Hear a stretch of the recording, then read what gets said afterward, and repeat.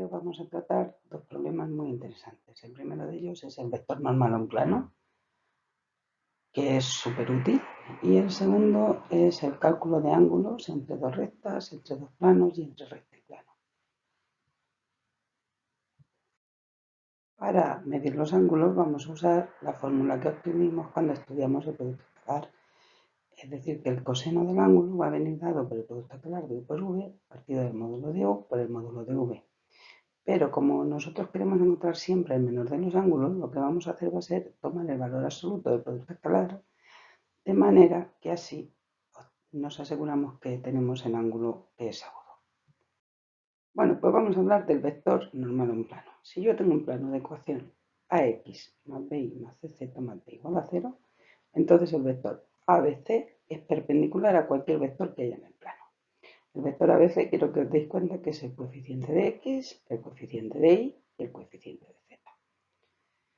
En este dibujo podemos ver cómo el vector ABC es perpendicular a cualquier vector que haya situado en el plano. Voy a tratar de demostraros esto rápidamente. Si yo cojo dos puntos del plano, el punto X, que es este de aquí, cuyas coordenadas son X, Y, Z, como el punto X es un punto del plano, sabemos que A por X más B por Y más C por Z más D es 0. Y otro punto, P sub 0, que es este punto que tenemos aquí, cuyas coordenadas son X0 y Z0 y Z0. Como también es un punto del plano, también se cumple que A por X0 más B por Y0 más C por Z0 más D es 0. Entonces yo quiero probar que el vector ABC es perpendicular al vector P sub 0x.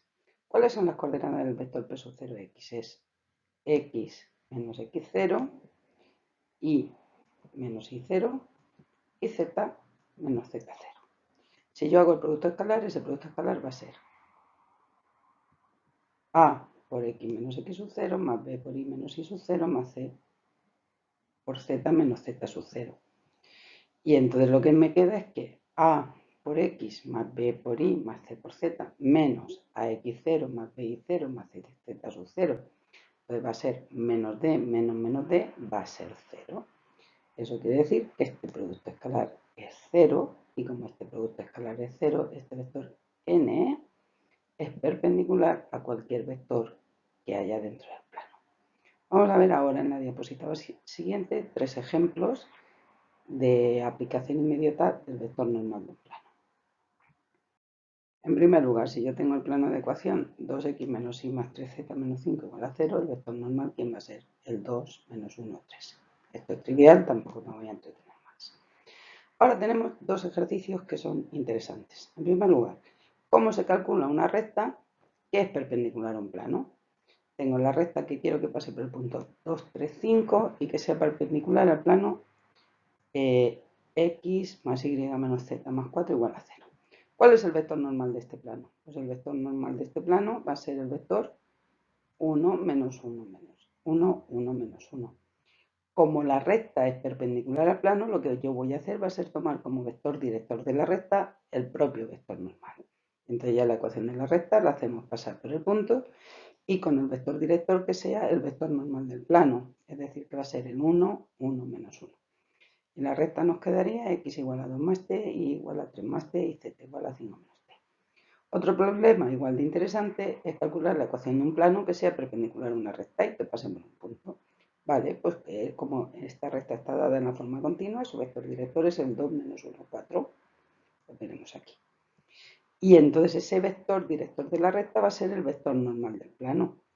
Como el vector normal del plano nos da A, B y C, solo tenemos que determinar D. Ya sabemos casi todo el plano, ya sabemos que el plano es 2x menos y más 4z más d. Sustituyendo las coordenadas del punto en la ecuación del plano, me va a quedar que 2 por menos 1, que es menos 2, menos 2, que es el punto, más 4 por 3, que son 12, más d sería 0. De aquí despejamos d, nos queda que es menos 8, y entonces la ecuación del plano va a ser 2x menos y más 4z menos 8 igual a 0. Es decir, que el vector normal o perpendicular a un plano, en primer lugar obtenerlo es súper fácil, es A, B y C, y nos permite resolver dos problemas: la ecuación de una recta que pasa por un punto y es perpendicular a un plano, y la ecuación de un plano que pasa por un punto y es perpendicular a una recta.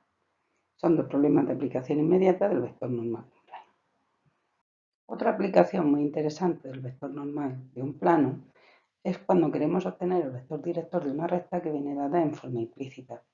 Como estudiamos en su momento, si nosotros le aplicamos el método de Gauss al sistema de ecuaciones que nos proporcionan las dos ecuaciones del plano, podemos obtener la ecuación paramétrica de la recta y entonces tenemos un punto y un vector. Pero hay ocasiones en las que solo queremos saber el vector. Cuando solo queremos saber el vector, es mucho más rápido y más sencillo calcular el producto vectorial de los vectores normales de los dos planos. Porque tengamos en cuenta que si la recta está contenida en ambos planos, ya que es la intersección de los dos planos, el vector director de la recta será perpendicular al vector normal al primer plano y también será perpendicular al vector normal del segundo plano. Y sabemos, porque lo hemos estudiado en el tema de vectores, que para obtener un vector perpendicular a dos vectores dados, lo único que hay que hacer es hacer su producto vectorial. Pero insisto, si además del vector director de la recta dada en forma implícita o como intersección de dos planos necesitamos un punto también, es mucho más práctico que apliquemos el método de Gauss. Veamos un ejemplo. Si tengo una recta cuya ecuación es x más y menos z más 1 igual a 0 y más z más 2 igual a 0 y queremos saber su vector director, si observamos los dos planos, vemos que el vector normal al primero de los planos es el 1, 1, menos 1, y el vector normal al segundo plano es el 0, 1, 1. Pues entonces para calcular el vector director de la recta, lo único que tenemos que hacer es el producto vectorial de n por n', que en resumidas cuentas se reduce a calcular ese determinante y en esta ocasión nos sale el vector 2, menos 1, 1. Ahora vamos a empezar a hablar de ángulos. En esta diapositiva vamos a hablar del ángulo entre dos rectas, y el ángulo entre dos rectas es el ángulo que forman sus vectores directores. Por tanto, el coseno del ángulo va a ser el producto escalar dividido por el producto de los módulos, pero como os he dicho al principio de este vídeo, vamos a tomar el valor absoluto del producto escalar para asegurarnos de que tomamos el menor de los ángulos. Veamos un ejemplo de cómo calcular el ángulo entre dos rectas. Si tenemos la recta R, cuya ecuación paramétrica es x igual a 1 más t igual a 1 menos t y z igual a 2, y la recta S de ecuaciones paramétricas x igual a s igual a 2 más 3s y z igual a 1 menos s, los vectores directores de la recta son 1 menos 1, 0 en la primera y 1, 3 menos 1 en la segunda. Y entonces podemos calcular el ángulo usando la fórmula del coseno. El coseno es el módulo del producto escalar partido por el producto de los módulos de los dos vectores. Entonces el producto escalar, ¿cuánto va a ser? Va a ser 1 por 1 menos 1 por 3 más 0 por menos 1. Es decir, que el producto escalar es 1 menos 3 menos 2, en valor absoluto 2. El módulo del vector u será la raíz cuadrada de 1 al cuadrado más menos 1 al cuadrado más 0 al cuadrado, es raíz de 2.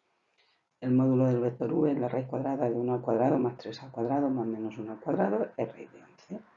Entonces tenemos que el coseno de alfa sería esta cantidad que tenemos aquí, y recurriendo a la calculadora científica nos sale que alfa es un ángulo de 64,76 grados.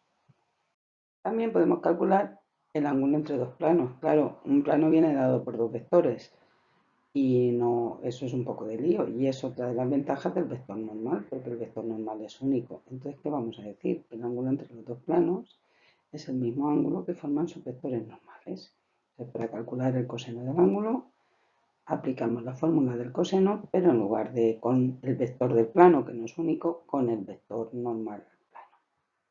Lo vemos en un ejemplo. Si tenemos los planos de ecuación pi x menos 3y menos y más 3 igual a 0 y el plano pi' x más 3y menos z más 2 igual a 0, el vector normal del primero de los planos es 1 menos 1, 0, y el vector normal del segundo plano es 1, 3, menos 1. Si aplicamos la fórmula del coseno del ángulo, tenemos que es el producto escalar en valor absoluto partido por el producto de los módulos. El producto escalar es otra vez 1 menos 3, el módulo del primero es otra vez raíz de 2, el módulo del segundo es otra vez raíz de 11 y el ángulo es otra vez 64,76 grados. Por fin también podemos ver el ángulo entre una recta y un plano. Otra vez tenemos un problema porque un plano tiene dos vectores, pero otra vez vamos a usar el vector normal. Pero si os fijáis en este dibujo, el ángulo que forma la recta con el plano, que sería este de aquí, es el suplementario del ángulo que forma la recta con el vector normal. Entonces, ¿qué es lo que vamos a hacer? Vamos a calcular el ángulo entre el vector director de la recta v y el vector normal, y cuando sepamos ese ángulo, calculando el suplementario, sabremos el ángulo entre la recta y el plano. Vamos a ver el ángulo entre la recta de ecuación x igual a 1 más t, y igual a 1 menos t y z igual a 2, y el plano pi x más 3 y menos z más 2 igual a 0. El vector director de la recta es claramente 1 menos 1, 0, y el vector normal del plano es 1, 3 menos 1. Vamos a calcular el ángulo entre estas dos, entre u y n, y ese ángulo le voy a llamar beta. Bueno, concretamente voy a calcular el coseno de beta. El coseno de beta es el valor absoluto del producto escalar partido por el producto de los módulos, que es 1 por 1, 1, menos 1 por 3, menos 3, más 0 por menos 1, 0, partido de la raíz cuadrada de 2 por la raíz cuadrada de 11. Haciendo esto, obtenemos que beta es un ángulo de 64,76 grados. Y por tanto, el ángulo entre la recta y el plano va a ser el suplementario, va a ser 90 menos beta. Y con esto acabamos los ángulos